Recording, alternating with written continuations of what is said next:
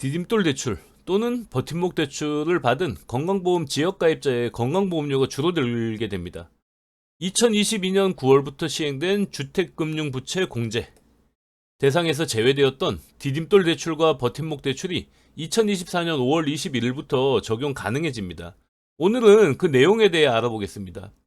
영상 시청에 앞서 머니백서 채널 구독은 재테크의 시작입니다. 돈 버는 정보 구독하세요. 2022년 9월부터 지역가입자의 재산 중 실거주 목적의 주택에 대한 부채는 보험료 부과 대상에서 제외하고 있습니다. 실제 5억짜리 주택에 이제 살고 있는데 이 중에 4억이 대출이다. 그러면 실제 자산은 1억밖에 안 되는데 실거주를 하고 있는 주택의 4억 대출을 기존에는 이제 보험료 부과 대상으로 보고 5억 원에 대한 재산을 합산해서 건강보험료를 계산하고 있었죠. 저도 이제 예전에 이게 되지 않을 때 이게 왜 그러냐 이제 공단에 따지기도 했는데 공단 직원의 이제 답변은 제도가 그렇기 때문에 어쩔 수 없다라는 이제 얘기였습니다. 그런데 그게 이제 2022년 9월부터 대출에 대한 부분을 빼주게 됐죠. 다만 실거주 목적 요 요건을 이제 만족해야 됩니다. 금융부채 공제로 인해 지역가입자 11만 2천 세대가 월 평균 3만 4천 원의 보험료를 절감했습니다. 한 달 3만 4천 원이니까 1년으로 따지면 약 40만 원에 가까운 보험료가 줄어들게 된 겁니다. 작지 않죠? 저도 그때 신청하고 저도 몇만 원 줄었던 것 같아요. 금액은 정확히 기억 안 나는데 아무튼 매달 나가는 지출이 줄어든 거에 굉장히 흐뭇했던 기억이 있습니다. 시행 이후 그동안 디딤돌 대출 이건 이제 한국주택금융공사에서 나가는 거고 버팀목 대출 이건 이제 주택도시보증공사에서 나가는 대출인데 이 두 개 대출은 또 반영이 되지 않았습니다. 일반 은행에서 대출하고 있는 주택담보대출이나 그 전세보증금 대출 이런 것들은 포함됐는데 디딤돌 대출하고 버팀목 대출 이 두 가지는 그동안 포함이 되지 않았던 거죠. 이걸 받고 계셨던 분들은 지역가입자라면 좀 억울한 기분도 들었을 겁니다. 2024년 5월 21일부터 건강보험 지역가입자가 실거주 목적으로 받은 주택도시기금에 따른 대출에 대해서도 주택금융부채 공제가 가능해집니다. 주택금융부채 공제 대상은 무주택자 또는 1세대 1주택자가 그 대상입니다. 여기서 무주택자는 세대 기준, 그러니까 그 세대 전원이 주택이 없어야 됩니다. 임차주택인 경우 보증금 6억 원 이하, 자가주택인 경우 공시가격 6억 이하가 이제 대출 대상입니다. 이걸 초과하는, 그러니까 보증금 만약에 6억 5천에 살고 있다, 그러면 이제 그걸 이 주택금융부채 공제를 받을 수가 없습니다. 자가인 경우 공시가격 6억인데 공시가격인 경우 주택은 통상 시세의 한 80에서 90% 수준 정도가 되니까 실제 시세는 한 7억 이상까지도 포함될 수 있습니다. 제가 이제 표로 정리한 건데 대상자는 무주택 세대 또는 1세대 1주택자. 대상 주택은 구입할 경우에는 공시가격 6억 이하. 임차인 경우 보증금 6억 원 이하. 공제 상한. 구입의 경우 5천만 원까지만 공제받을 수 있습니다. 대출이 아무리 많더라도 5천만 원 이상은 공제가 안 된다는 거죠. 임차인 경우 1억 8천만 원까지 공제를 해줍니다. 아무래도 무주택자에 대한 공제 상한이 조금 더 높게 설정이 돼 있습니다. 실거주 요건 요게 이제 중요합니다. 아무 때나 신청해서 받은 대출이 전부 포함되는 건 아니고 구입의 경우 주택 취득일 기준 전 3개월 후 3개월 해서 총 6개월 기간 안에 받은 대출이어야 됩니다. 임차의 경우 계약서의 일주일과 계약일의 일주일 그리고 이제 전입일 중 빠른 날부터 전후 3개월 이내의 대출. 기간을 이렇게 이제 제한 두는 데는 이유가 있습니다. 그거 좀 이따 설명드릴 거고 주택담보대출은 최대 5천만 원, 전세보증금 담보대출은 최대 1억 8천만 원까지 공제받아 건강보험료가 낮아지게 됩니다. 1억 8천까지 이제 공제받으면 건강보험료 낮아지는 수준은 아마 평균보다 훨씬 더 높아지게 될 겁니다. 주택담보대출의 경우 주택 취득 전 3개월, 취득 후 3개월 이내에 받은 대출이어야 합니다. 전세보증금 담보대출의 경우 입주일과 전입일 중 빠른 날 기준으로 이전 3개월, 이후 3개월 이내의 대출이어야 합니다. 기간을 이렇게 제한하는 이유는 주택 구입 또는 보증금 마련을 위해 대출 주택 구입 또는 보증금 마련을 위한 대출만을 공제해주고 있는 거지, 기간이 지난 대출은 다른 목적의 대출로 보고 있습니다. 그러니까 주택담보대출을 받는다. 근데 이제 3개월이 지난 후에 이제 그걸 받았다. 그러면 뭐 특별히 다른 사유가 있지 않는 한은 대부분 아마 뭐 다른 주택을 뭐 구입할 목적이라든가 생활자금 목적이라든가 아니면 다른 투자를 하기 위한 목적, 뭐 여러 가지 이제 다른 목적으로 이제 보고 있는 거죠.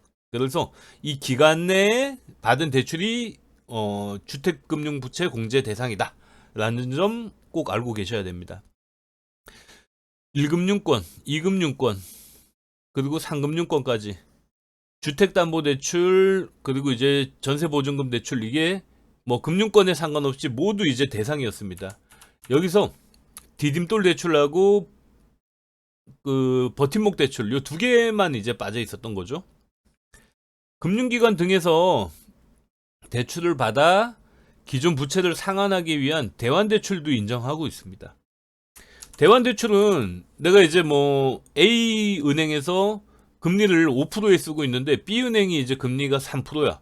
그러면은 금리가 낮은 은행으로 이동해야 되잖아요. A은행에서 은행이 5%, B은행이 3%. 이자가 그렇다면 당연히 A은행에서 B은행으로 대출을 옮겨야 되죠. 이렇게 대출을 옮기는 거, 이걸 이제 대환대출이라고 합니다. 그래서 대환대출은 대출자에게 직접 이제 대출금이 나가는 게 아니고 B은행에서 받은 대출을 바로 A은행 대출을 상환하는 걸로 이제 입금을 하게 됩니다. 그렇게 해서 뭐 대환대출을 받게 되는데, 이런 경우에도 주택금융부채 공제에는 해당이 된다는 거죠. 금융부채 공제 신청 당시 이미 완납하였고 그 완납일 당일에 새로운 주택담보대출을 받은 경우, 이걸 이제 대환대출이죠. 기존 걸 완납하고 새로운 주택담보대출을 받았다. 요건 이제 기존 대출을 갚을 목적으로 신규 대출을 받은 거니까 이런 경우를 대환대출. 기존 상환대출을 증명할 수 없는 경우 공제 적용을 못 받을 수도 있습니다. 그러니까 기존 이제 대출이 상환됐다라는 이제 그 대환대출이 성립이 돼야 되는 거죠. 이전에는 금융기관 등의 대출만 공제가 가능하였으나 이번 법률 개정에 따라 주택도시기금에 따른 디딤돌, 버팀목 대출까지 확대되었다는 점, 지역가입자라면 꼭 확인하셔야 됩니다. 디딤돌, 버팀목 대출 등을 받았으나 주택금융부채 공제 대상이 되지 않아 그 공제를 못 받으셨던 분들은 2024년 5월 21일부터 이제 신청이 가능하고 6개월 이내에 이제 신청하게 되면은 제도 시행일 2022년 9월로 소급해서 공제 적용을 받을 수 있습니다. 요 소급 적용이라는 거 이제 이해되시죠? 그러니까 지금 이제 신청하면 2022년 9월 이후 건강보험료가 이제 소급 적용. 그러면 지금 뭐 거의 1년 반, 1년 이상의 건강보험료를 전부 다 소급 적용해서, 그때 만약에 이제 한 달에 평균 3만 원이 이제 줄었다. 3만 원이 이제 보험료가 줄었다.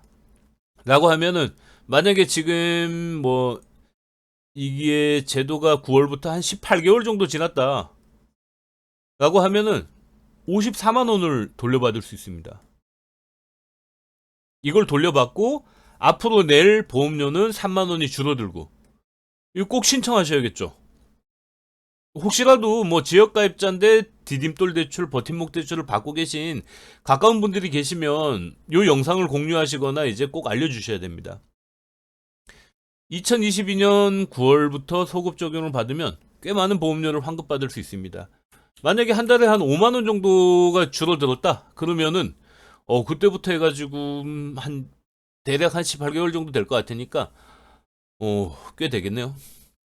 제도에 대한 상세한 안내나 적용 신청 등은 건강보험공단 홈페이지 또는 더건강보험 앱 가까운 공단 지사를 방문해서 신청할 수 있습니다. 저는 2022년 9월 제도 시행 시점에 바로 이제 공단을 방문해서 신청했습니다.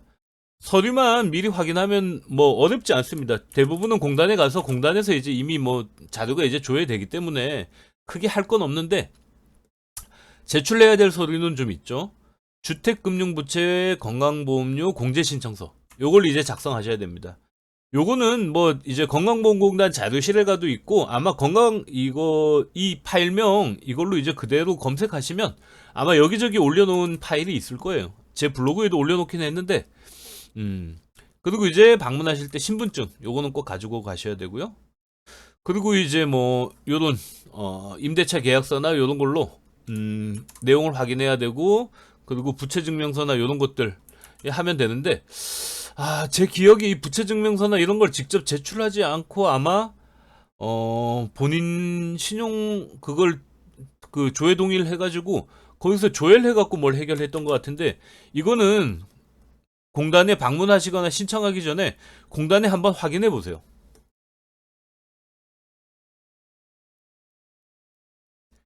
공단에 꼭 확인해 보시고 공단에 확인하실 때 콜센터로 전화 걸면 이제 굉장히 시간이 오래 걸리는 경우가 있는데 지금 건강보험은 그 카톡 센터도 운영하고 있거든요. 그러니까 카톡으로 이제 문의하면 당장 이제 뭐 바로 실시간으로 이제 응답이 안 오는 경우는 있지만은 카톡이 한번 문의를 남겨두면은 그날 중에는 이제 답변이 오니까 굉장히 편하더라고요. 그래서 저도 이제 카톡 상담을 많이 이용하고 있습니다. 그래서 금융부채공제 요거 관련돼서 갖고 뭐 준비사항이나 이런 게 궁금하신 분은 다른 데서 괜히 이제 시간 쓰지 말고 꼭 공단에다가 문의를 하고 필요한 점들을 이제 미리 준비한 다음에 공단을 방문하거나 홈페이지에서 신청하시면 될 것 같아요. 지금은 제가 신청할 때는 홈페이지 신청이 아마 안 됐던 것 같은데 지금은 홈페이지에서 신청해도 크게 어렵지 않게 신청하실 수 있을 겁니다. 오늘은 주택금융부채공제 이제 확대된 내용에 대해 살펴봤는데 디딤돌 대출, 버팀목 대출 이용하고 계신 분들, 그분들이 이제 지역가입자다. 이분들은 꼭 이거 신청하셔서 건강보험료 줄이셔야 합니다. 오늘은 이만 영상 마치겠습니다.